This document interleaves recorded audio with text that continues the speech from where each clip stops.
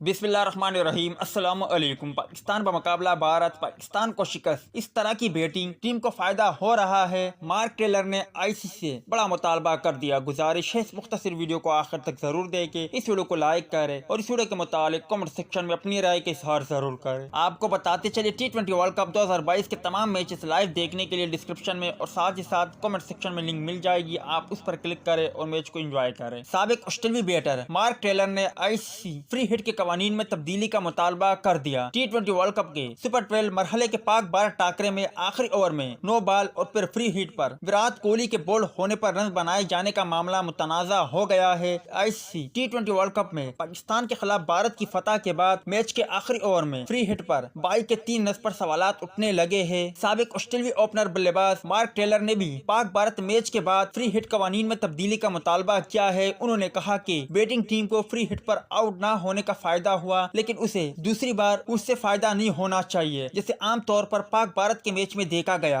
Mark Taylor ने कहा कि इस सूरत हाल में जैसा कि हमने देखा, गेंद कहीं भी जा सकती है और अगर फील्डिंग टीम बल्लेबाज को रन आउट करने की कोशिश कर रही है तो बेल्स पहले ही जमीन पर मौजूद है और आपको उसे आउट करने के लिए स्टंप को उठाना पड़ेगा। यह मुश्किल है। साबिक ऑस्ट्रेलियाई खिलाड़ी का कहना था कि अगर गेंद फ्री हिट पर स्टंप से टकरा जाती है तो आप हकीकत में एक गैर मुनसिफाना फायदा हासिल कर रहे हैं। उनका कहना था कि अगर बल्लेबाज फ्री हिट पर बोल्ड हो जाए या कैच हो जाए तो ये नॉट आउट ही होना चाहिए, लेकिन उसके बाद गेंद को डेट होना चाहिए। यही मुनासिब है।